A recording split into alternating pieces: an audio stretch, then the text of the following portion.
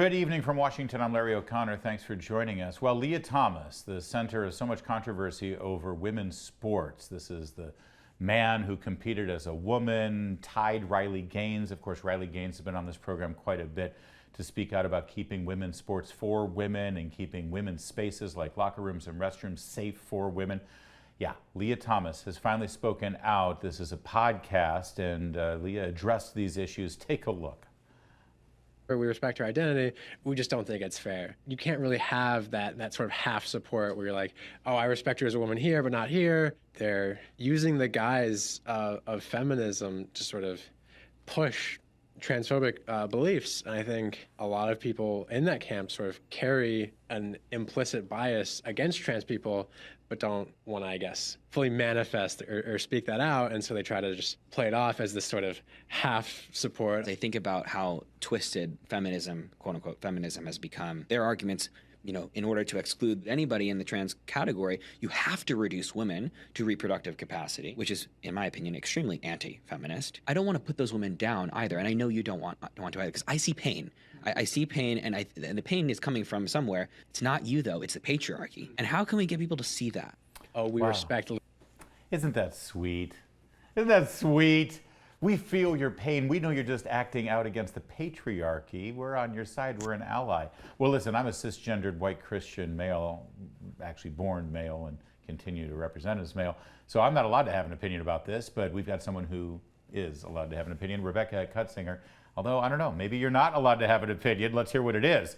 She's the chapter president of the Network of Enlightened Women over at James Madison University. This is really rich, isn't it? How condescending can they be?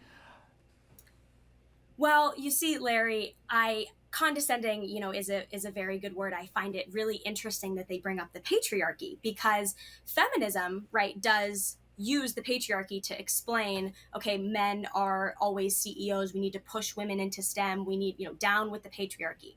Well, isn't it ironic to say the patriarchy exists? Yes, men becoming a wolf in sheep's clothing, dressing up like a woman, and then taking opportunities away from women, taking away podiums, taking away scholarships, taking away trophies. Yeah. That is the definition of oppressing women. That is the patriarchy. Well, and also, let's face it, I mean, men are often viewed as predators in our society, sadly, rightly so in some cases. There's some horrible men out there. So now here's a fully grown, intact man who, by the way, is still attracted to young women, showing up in a women's locker room, forcing those women to have to undress next to him. And if you're uncomfortable with it, it's because of the patriarchy. That's what the man says.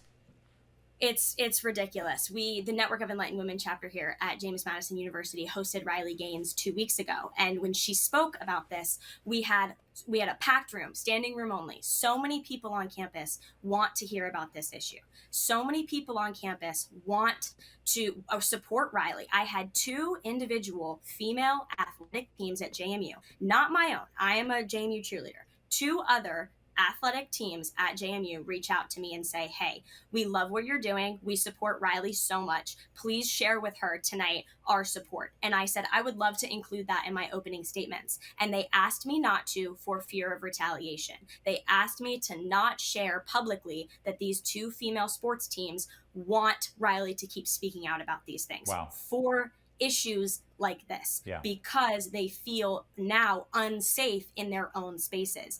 And Riley calls for protecting women's protected spaces. And I completely agree that because of the statistic of men hurting women, we need that. Rebecca, by the way, you're also a cheerleader at James Madison University. That is a sport. It is a co-ed sport. You compete alongside men, but men and women in a cheerleader team have very different roles. Yes. Within that team. I mean, this isn't about trying to keep anybody out of competitive sports. This is just about men and women having specific roles in those sports. Yes, very clearly. I think that Riley talks about maybe having a third category for other athletes that don't fit into our traditional male and women sports categories. We already separate sports based on gender because of this clear biological advantage that men have. So having a third category to be inclusive and allow them to compete in sports while keeping the integrity and fairness in sports alive is something I definitely believe in. But I think my own experience is something that really shows why men's sports are not at risk here. I had a transgender individual on my cheerleading team here at James Madison University. This individual was a woman who had transitioned to become a man and was acting as a man on our cheerleading team. We all lift weights together. The boys that throw me on a regular Monday or Tuesday deadlift 300, 400 pounds in the gym, and I'm probably downplaying some of them. This individual could not keep up. This individual couldn't keep up in the weight room and couldn't keep up on the field. And that is why this individual was never a dignified member of our team. They were considered a redshirt freshman, and then made the team as a manager their second year. Our entire team saw how this individual could not keep up with the other boys because even though they were taking testosterone, they were not a biological male. That is fascinating, actually, and an important insight, and makes a very valid point. By the way, I do love the fact that in the sport of cheerleading, you just openly say, yeah, these guys throw me around. I just think but it's true. That's what they do. Well, Larry, you have to understand, not only do they throw me, but they also have to catch me. Yes. And there's a safety concern here. That's right.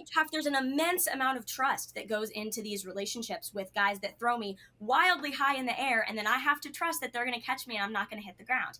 And as somebody who needs to have trust in the people underneath them, if I see an individual on my team clearly struggling, I'm not going to want that person underneath me. There's another aspect of this that I do want to talk about, though. At the very beginning of this interview, Lia Thomas says something that I think actually has some truth to it.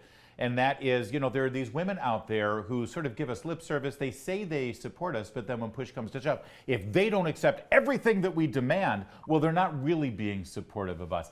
And I think that is actually a pernicious problem in this debate, that there's a lot of women, probably like the people that you talked about on your campus, who said, we love what Riley's doing, just leave our name out of it. They like to say, oh, let people live and live. They have their own lives. Why do we want to be mean to them? And I'm all for live and let live, except when you start intruding on the safety and the livelihoods and the opportunities of innocent individuals and take that safety and livelihood away from them. How do we navigate this debate, Rebecca? You're there at ground zero. You're actually fighting it every day at a college campus. I think, thank you for bringing up that point that Lia made, because I do think that the only way that we win this argument is through kindness and compassion and understanding. I do not want anyone to think that I hate them or that I want to push them out of sports or that we want to, alienate them on campus. That's not at all how we feel. Yeah. We lead with kindness, you lead with love. And the loving viewpoint, the loving aspect of this is fairness. Men have a clear biological advantage against women, and protecting women's sports and protecting safe spaces is the true loving way to fight this argument. That's very well said, and I think it should be noted that Lia Thomas's position here is, you don't really support us unless you meet every single one of our demands. Otherwise, you're, speaking on behalf of the patriarchy or whatever it is that gobbledygook was. It's revealing. I want Lia Thomas out there doing as many interviews as possible. I think it really does shed light on this. Rebecca Cutsinger, the Network of Enlightened Women. I love that to be enlightened nowadays, all you need to do is say, you know what, there's a difference between men and women. That's real enlightenment. Well done. Our best to James Madison University. There's more to come on O'Connor Tonight. You're watching Salem News Channel.